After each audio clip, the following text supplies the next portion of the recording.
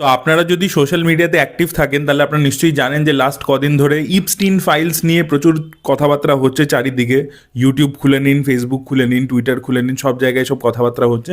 তো এই জেফরি ইপস্টিন লোকটা কে ছিল, সে কী কাণ্ড ঘটিয়েছিল, কী এই ইপস্টিন ফাইল, কেন এটা লিক হয়েছে, এর অল্প কিছু পোর্শনস লিক হয়েছে, সেটার জন্য এত কন্ট্রোভার্সি কেন হচ্ছে, তো সেগুলো নিয়ে আমরা এই ভিডিওর মধ্যে কথা বলবো। জানি সিনেমার থেকে আলাদা কথা বলছি, বাট তবুও সিনেমার সাথে কানেক্টেড কীভাবে বলছি, কারণ এই জেফরি ইপস্টিনকে নিয়ে কিন্তু একটা series, docu series already Netflix বানিয়েছে আজ থেকে 5 বছর আগে, জেফরি ইপস্টিন ফিলথি রিচ বলে। তো সেটা আপনাদেরকে রেকমেন্ড করবো, আপনারা অবশ্যই সেটা চেক আউট করে দেখুন। বাট সেই সময় যখন ওরা ডকুমেন্টারিটা বানিয়েছিল তখন ওরা ভাবেনি যে একদিন এই ইপস্টিন ফাইলটা লোকের সামনে চলে আসবে, কারণ সার্ভাইভার্সরা কিন্তু অনেকদিন ধরেই বলছে যে এটাকে সামনে আনো, সামনে আনো। এবার প্রথমে আপনাদেরকে বলে দিই যে জেফরি ইপস্টিন লোকটা কে ছিল আর কি। তো প্রথমে নিজের সে কেরিয়ার শুরু করেছিল ড্যালটন বলে একটা স্কুল আছে, সেখান থেকে অ্যাজ আ টিচার নিজের কেরিয়ার শুরু করে। তারপরে কদিন পরে সে ইনভেস্টমেন্ট ব্যাঙ্কিংয়ে মুভ করে দেয় এবং ইনভেস্টমেন্ট ব্যাংকার হিসেবে কাজ করতে শুরু করে অন্য ফার্মে। তার পরবর্তীতে সে নিজের ফার্ম খুলে নেয় এবং তারপর থেকে 80s থেকে 90s মাঝে সে নিজে খুব বিলিয়নিয়ার ক্লায়েন্টসদেরকে হ্যান্ডেল করতো আর কি।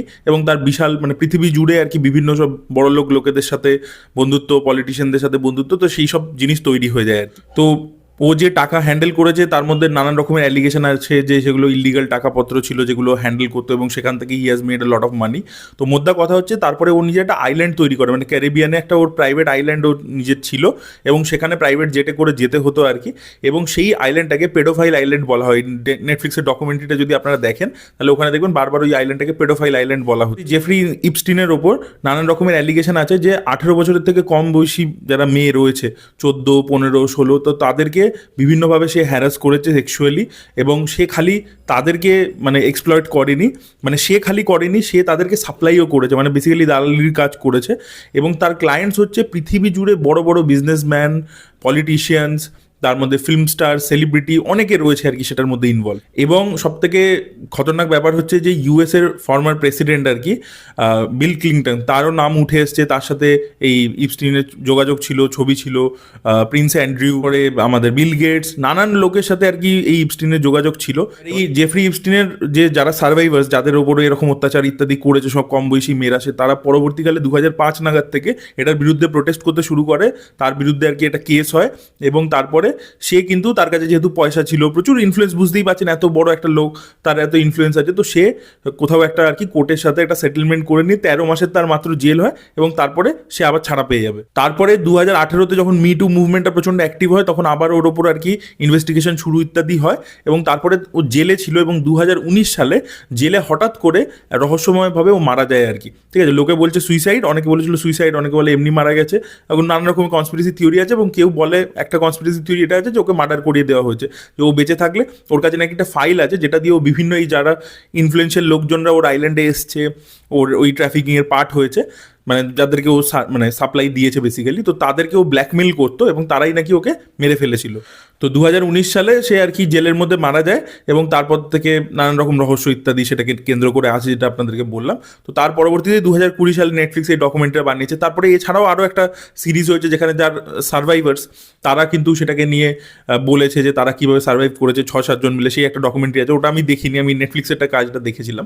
তো আপনাদেরকে বলবো ওটা অবশ্যই চেক আউট করে দেখুন, আপনারা অনেকটা ডিটেল জানতে পারবেন। তো রিসেন্টলি 19শে December department of justice United স্টেটসের তারা কিন্তু এই ফাইলসের কিছু পোর্শন, পার্টিকুলারলি কিছু পোর্শন কিন্তু তারা লিক করে দেয়, এবং সেই ডকুমেন্টসগুলোতে অনেক নাম আবার কালো দিয়ে ঢাকাও রয়েছে, সবই এক্স্যাক্টলি সব কিছুই এক্সপোজ হয়ে যায়নি, অনেক ছবি ইত্যাদিও সামনে এসছে।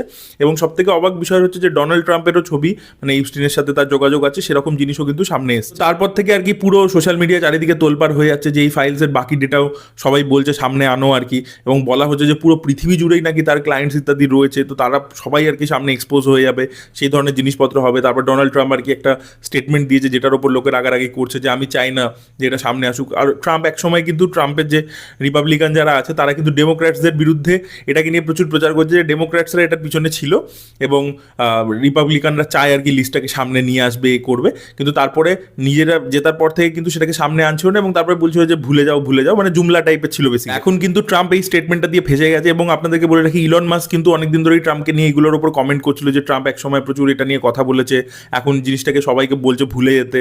এই ধরনের গরমাগর্মি আর কি সোশ্যাল মিডিয়াতে আমরা আগেও দেখেছিলাম।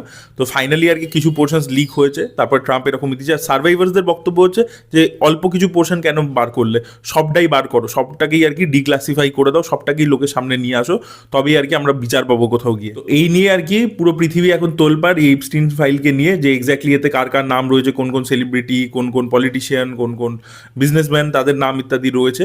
যেরকম বার্কলেস কোম্পানির আর কি একজন বড় অফিসার, তার নাম এসেছিল সামনে, তো তাকে রেজিগনেশন দিতে হয়েছিল। তো এই ধরনের জিনিসপত্র হচ্ছে আর কি।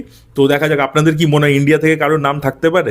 অবশ্যই সেটা কমেন্টে লিখে জানান, এবং কারা কারা জেফরি ইপস্টিনকে নিয়ে জানতেন বা ডকুমেন্টারিও দেখেছেন অবশ্যই সেটাও কমেন্টে লিখে জানান। Thank you so much, by.